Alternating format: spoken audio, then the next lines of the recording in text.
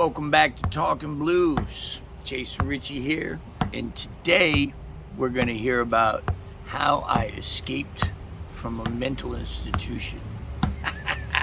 That's right, I am a certified mental institution escapee.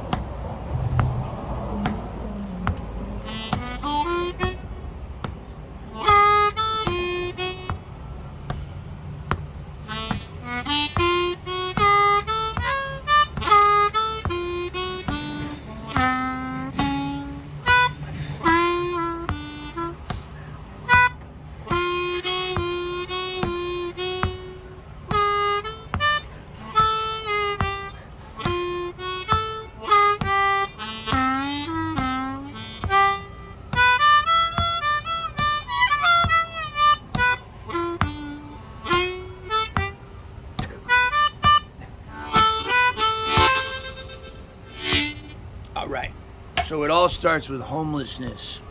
First, it's really another story, but I'll make it short. I was living in a tour bus with a washboard player. And I went to buy a pack of cigarettes. I guess she was sick of my shit. And she drove off with all my stuff in it.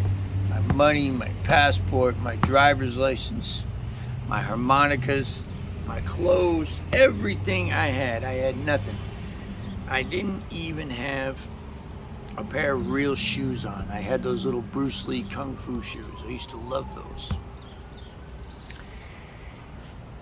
Anyway, I didn't have my cell phone. Couldn't call anybody. Didn't have any numbers memorized. Oh, Lord. Anyway, and I had a bad drug problem. Bad. So did she, but, hey, we're not talking about anybody else. We're talking about me. She left my ass. So I'm sitting out there. This is in Kenner, Louisiana. And, I'm so angry and upset and don't know what to do. I go to the police and they tell me because my stuff is in the tour bus, it's technically her property. So they're unwilling to help. And I was just such a mess. I should have called somebody and had them call people, right? Just anybody. Put something up on, go to the library, get somebody to put something up on Facebook. But I was smoking crack and mostly just that and drinking. And I was panhandling to get money. Okay, so I had a little sign and I would stand out on the corner, or in the divider in the middle of the road or the side of the road, and the sign, how y'all doing? The sign said anything helps, and then you'd open it up and it would say even a smile, and I would do little dances and shit. People liked it. Well, the cops didn't like it, so the cops started giving me a hard time about it. You gotta go, you gotta move. But I'd make enough money doing that I could go get high every couple hours, Anyway, the cops got so sick of it, though, that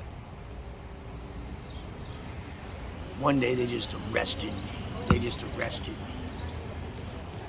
And they brought me in to the Kenner jail. I had this hoodie with cat ears on it. That was before anybody had hoodies with cat ears. Got it in Amsterdam. It had paws, too, that you could put your hands in. And I was getting along okay in jail, but you always get arrested on a Friday. So what that means is that you don't get out till Monday. So food was good, and I don't know. I went to sleep for a little while, and got along fine with everybody in there. So Monday comes, and I'm supposed to go out.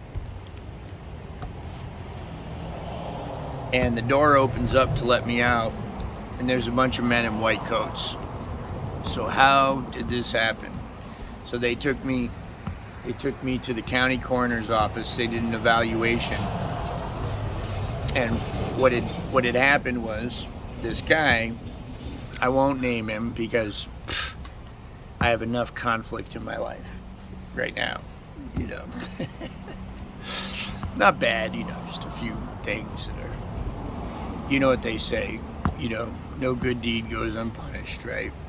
I'm trying to help and didn't work, but anyway, life is good. I wouldn't be making this video if life wasn't really good, okay?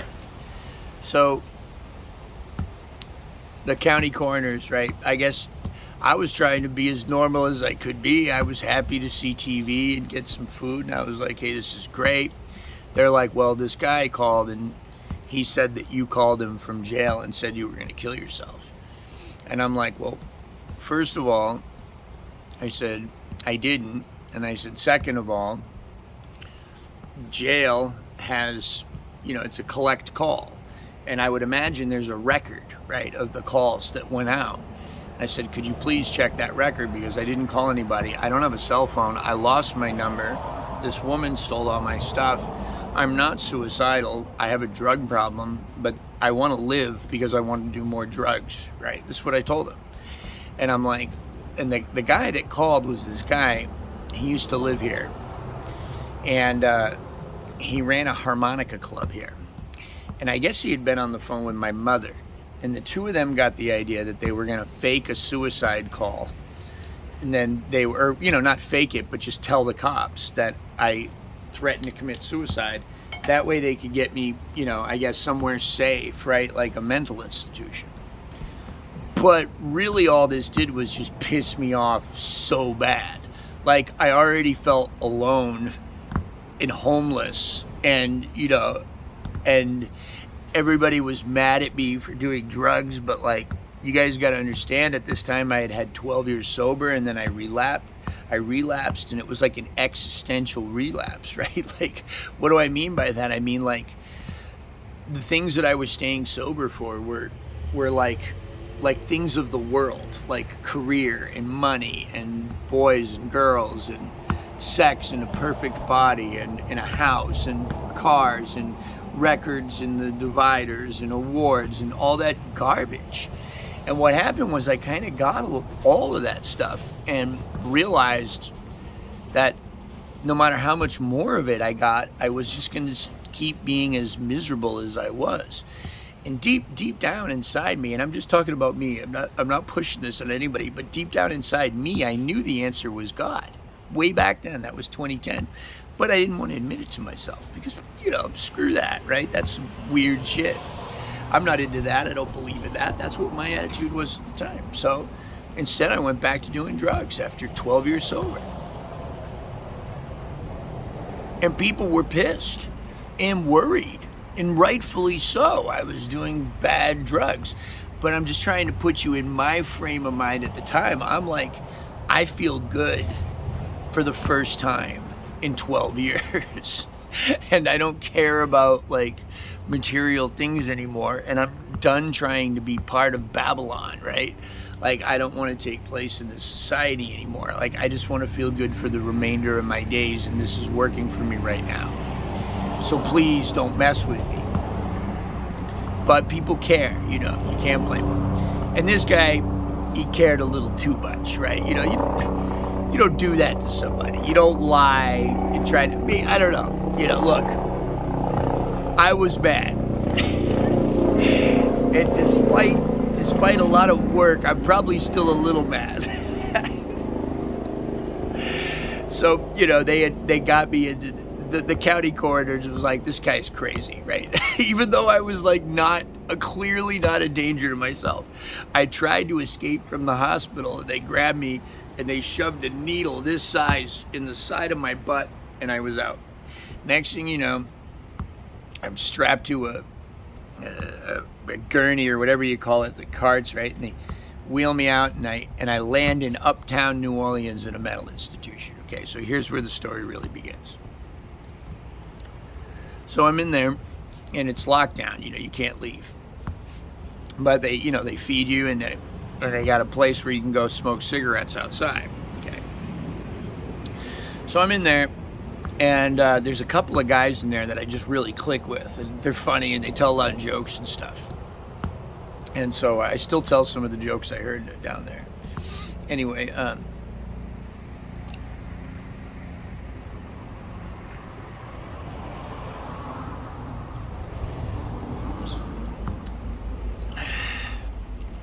there's this girl that's really, really crazy in there.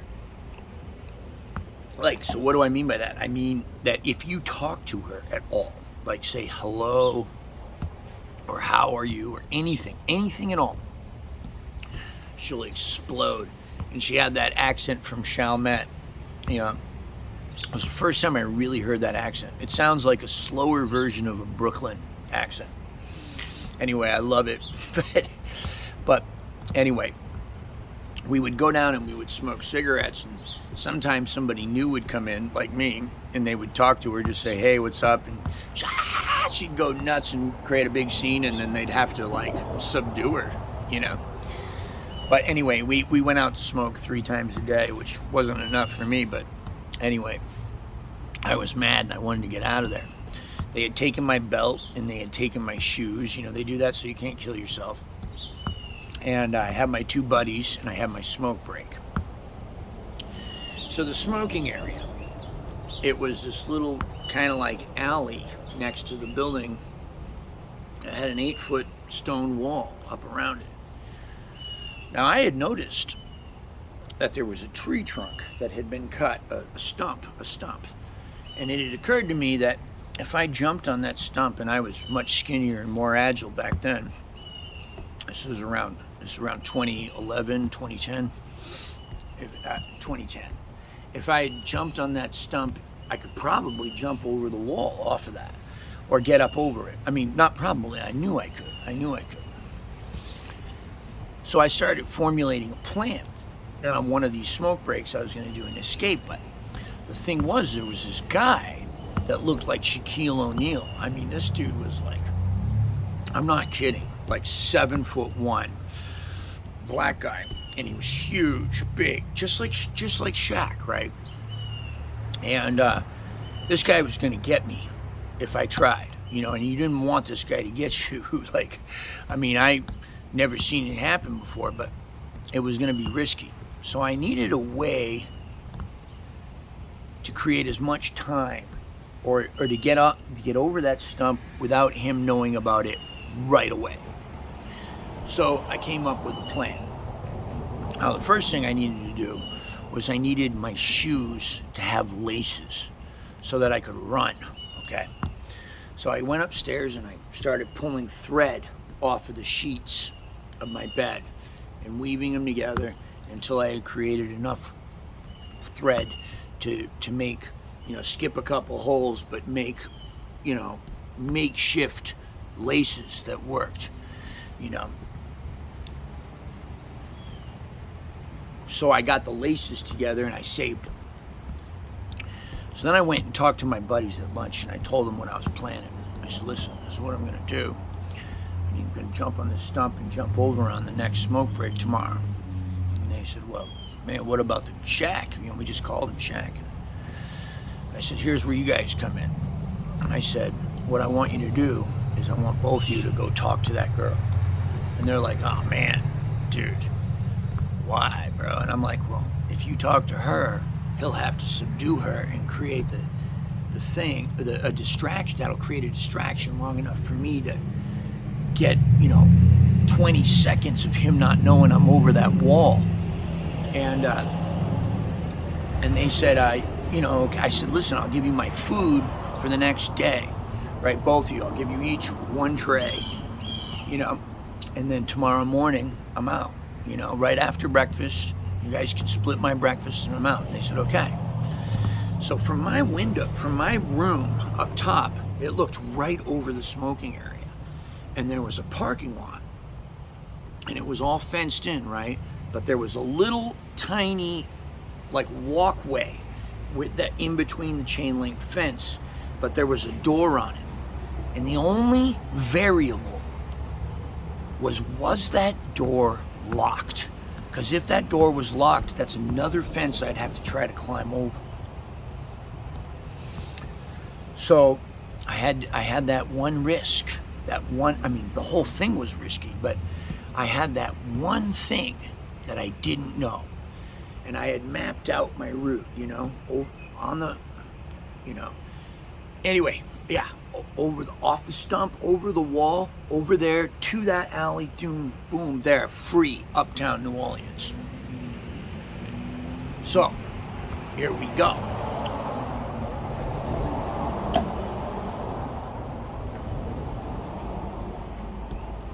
The very next day, I gave those guys my trays the night before. The very next day, we have breakfast. I am nervous. Now, I had my laces on. I didn't notice them. And I was ready to go. So we walk out there for the cigarette. We light our cigarettes. And I'm like, hey guys, go talk to that girl. And they're like, oh man, I don't know, man. I'm like, dude, just talk to her. They're not gonna think you're in on it, just if you talk to a girl. So they do. And she goes nuts. He comes over to deal with it. I jump on the stump, right over the wall, like Jackie Chan. Boom, through that parking lot, diagonal, right to that gate. Damn gate was wide open, right? I mean, it latched, it wasn't locked, it wasn't wide open. I unlatched it, boom, right? But before I got to that gate, man, Shaq was on me. I don't know how he saw so quick, even with the distraction. He was a good, I don't know, maybe 60 feet behind me. I get through that gate and I'm running, I'm looking for a place to hide because he's gonna catch me. I see a fire escape. I go run up the fire escape and I lie down. Boom, boom, boom, boom, boom, boom, boom. Right underneath me. Shaq goes right underneath me. Sat there for 20 minutes or so. Didn't see him walk back. Came down the fire escape. Started walking down Magazine Street.